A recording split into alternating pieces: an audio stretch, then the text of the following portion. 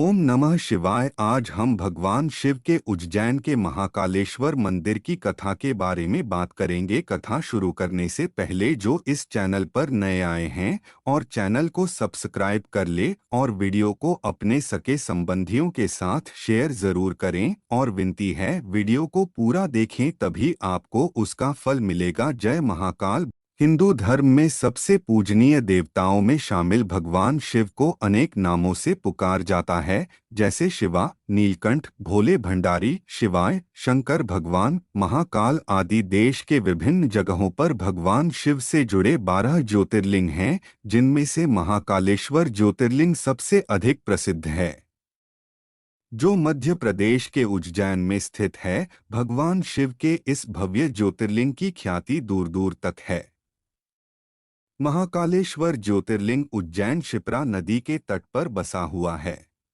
तो चलिए आज आपको महाकालेश्वर ज्योतिर्लिंग के महत्व और कथा के बारे में बताते हैं। महाकालेश्वर ज्योतिर्लिंग की पौराणिक कथा। शिव पुराण की कथा के अनुसार उज्जैनी में चंद्रसेन नाम का राजा शासन करता था, जो शिव भक्त था। भगवान शिव के गणों में से एक मणिभद्र से उसकी मित्रता थी। एक दिन मणिभद्र ने राजा को एक अमूल्य चिंतामणि प्रदान की, जिसको धारण करने से चंद्रसेन का प्रभुत्व बढ़ने लगा। यश और कीर्ति दूर दूर तक फैलने लगी। दूसरे राज्यों के राजाओं में उस मणि को पाने की लालसा जाग उठी। कुछ राजाओं ने चंद्रसेन पर हमला कर दिया। राजा चंद्रसेन वहां से भागकर महाकाल की शरण में आ गया और उनकी तपस्या में लीन हो गया। कुछ समय बाद वहां पर एक विधवा गोपी अपने 5 साल के बेटे साथ वहां पहुंची। बालक राजा को शिव भक्ति में लीन देखकर प्रेरित हुआ और वह भी शिवलिंग की पूजा करने लगा। बालक शिव आराधना में इतना लीन हो गया कि उसे माँ की आवाज सुनाई नहीं दे रही थी। उसकी माँ उसे भोजन के लिए बार बार आवाज लगा रही थी। बालक के न आने पर गुस्साई माँ उसके पास गई और पीटने लगी। शिव पूजा की सामग्री भी फेंक दी। बालक माँ के इस व्यवहार से दुखी हो गया। तभी वहां पर चमत्कार हुआ। भगवान शिव की कृपा से वहां पर एक सुंदर मंदिर निर्मित हो गया, जिसमें दिव्य शिवलिंग भी था और उस पर बालक द्वारा अर्पित की गई पूजा सामग्री भी थी। इस तरह से वहां पर महाकालेश्वर ज्योतिर्लिंग की उत्पत्ति हुई। इस घटना से उस बालक की मां भी आश्चर्यचकित रह गई। जब राजा चंद्रसेन को इस बात की सूचना मिली तो वह भी महाकालेश्वर ज्योतिर्लिंग के दर्शन करने पहुंच गया, जो राजा मणि के लिए चंद्रसेन पर हमला कर रहे थे। वे युद्ध का मार्ग छोड़कर महाकाल की शरण में आ गए। इस घटना के बाद से ही भगवान महाकाल उज्जैनी में वास करते हैं। जिस प्रकार से काशी के राजा बाबा विश्वनाथ है, वैसे ही उज्जैन के राजा भगवान महाकाल हैं। महाकालेश्वर ज्योतिर्लिंग की एक और पौराणिक कथा के अनुसार अवंती नाम से एक रमणीय नगर था, जो भगवान शिव को बहुत प्रिय था। इसी नगर में एक ज्ञानी ब्राह्मण रहते थे, जो बहुत ही बुद्धिमान और कर्मकांडी ब्राह्मण थे। साथ ही ब्राह्मण शिव के बड़े भक्त थे। वह हर रोज पार्थिव शिवलिंग बनाकर उसकी आराधना किया करते थे।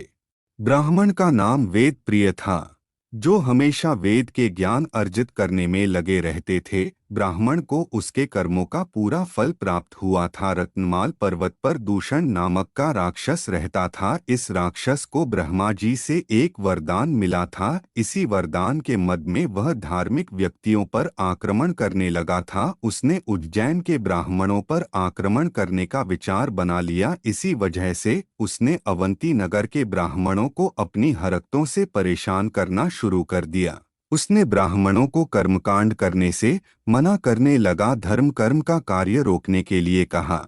लेकिन ब्राह्मणों ने उसकी इस बात पर नहीं ध्यान दिया। हालांकि राक्षसों द्वारा उन्हें आए दिन परेशान किया जाने लगा। इससे उपकर ब्राह्मणों ने शिव शंकर से अपने रक्षा के लिए प्रार्थना करना शुरू कर दिया। ब्राह्मणों के विनय पर भगवान शिव ने राक्षस के अत्याचार को रोकने से पहले उन्हें चेतावनी दी। एक दिन राक्षसों ने हमला कर दिया। भगवान शिव धरती फाड़कर महाकाल के रूप में प्रकट हुए। नाराज शिव ने अपनी एक हुंकार से ही दूषण राक्षस को भस्म कर दिया। भक्तों की वहीं रुकने की मांग से अभिभूत होकर भगवान वहां विराजमान हो गए। इसी वजह से इस जगह का नाम महाकालेश्वर पड़ा गया। जिसे आप महाकालेश्वर ज्योतिर्लिंग के नाम से जानते हैं, भगवान शिव की विशेष आरती। महाकालेश्वर ज्योतिर्लिंग की ब्रह्मा मुहूर्त में पूजा की जाती है। इस दौरान भगवान शिव को भस्म का श्रृंगार किया जाता है। भगवान शिव की भस्म आरती पूरी दुनिया में प्रसिद्ध है। मान्यता है कि भस्म आरती देखे बिना महाकालेश्वर के दर्शन अधूरे रहते हैं। महिलाओं के लिए भस्म आरती देखना वर्जित माना जाता है। आरती के समय पुजारी केवल धोती धारण कर सकते हैं। शिव को शमी वृक्ष, पीपल, पलास और कपिला गाय के गोबर से बने कंडे की भस्म लगाई जाती है।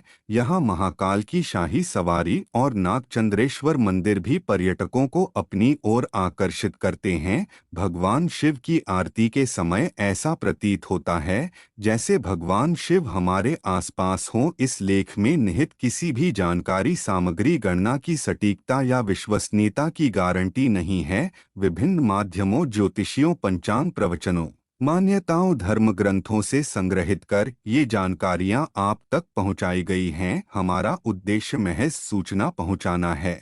अगर आपको वीडियो अच्छी लगी हो तो चैनल को सब्सक्राइब करें और वीडियो को शेयर करें, और सच्चे शिव भगत कमेंट्स में हर हर महादेव, ओम नमः शिवाय जरूर लिखें।